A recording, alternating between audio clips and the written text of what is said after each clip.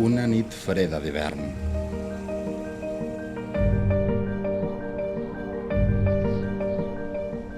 Un embús congestiona l'autovia.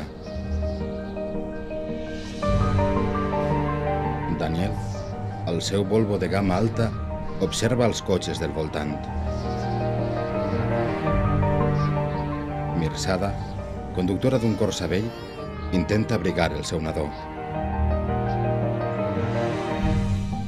L'atzar els capbussa en una convivència estranya, condicionada pel passat convuls que ambdós arrosseguen, amb episodis foscos que retrauen uns inquietants sobres anònims.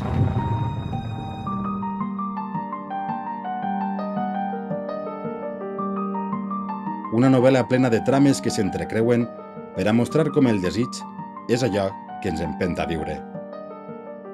La trampa del desig. Urbà Lozano, Premi de novel·la Ciutat d'Alzira.